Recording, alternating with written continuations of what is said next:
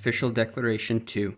To whom it may concern, on September 30th, 1978, at the 148th Semi-Annual General Conference of the Church of Jesus Christ of Latter-day Saints, the following was presented by President N. Eldon Tanner, first counselor in the First Presidency of the Church. In early June of this year, the First Presidency announced that a revelation had been received by President Spencer W. Kimball extending priesthood and temple blessings to all worthy male members of the Church. President Kimball has asked that I advise the conference that after he had received this revelation, which came to him after extended meditation and prayer in the sacred rooms of the Holy Temple, he presented it to his counselors who accepted it and approved it. It was then presented to the quorum of the 12 apostles, who unanimously approved it, and was subsequently presented to all other general authorities, who likewise approved it unanimously. President Kimball has asked that I now read this letter. June 8th, 1978. To all general and local priesthood officers of the Church of Jesus Christ of Latter-day Saints throughout the world.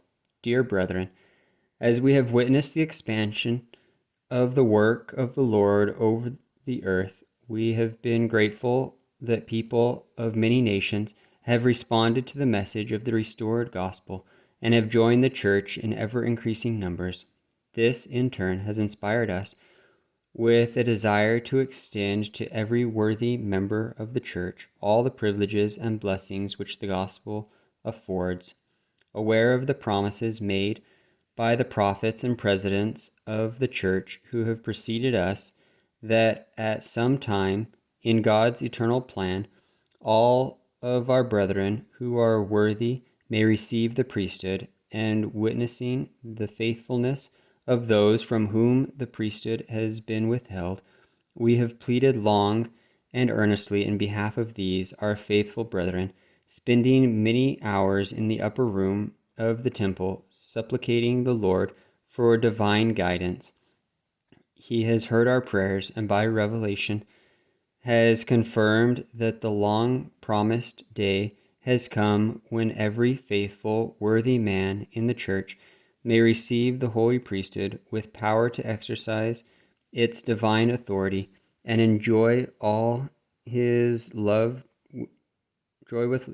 ones every blessing that flows therefrom, including the blessings of the temple. Accordingly, all worthy male members of the church may be ordained to the priesthood without regard of race or color. Priesthood leaders are instructed to follow the policy of carefully interviewing all candidates for ordinances to either the Aaronic or the Melchizedek priesthood to ensure that they meet the established standards for worthiness. We declare with soberness that the Lord has now made known his will for the blessing of all his children throughout the earth, who will hearken to the voice of his authorized servants and prepare themselves to receive every blessing of the gospel. Sincerely yours, Spencer W. Kimball, N. Eldon Tanner, Marion G. Romney, the First Presidency. Recognizing Spencer W. Kimball as the prophet, seer, and revelator, and president of the Church of Jesus Christ of Latter-day Saints, it is proposed that we, as a constituent assembly, accept this revelation as the word and will of the Lord. All in favor, please signify by raising your right hand. Any opposed, by the same sign.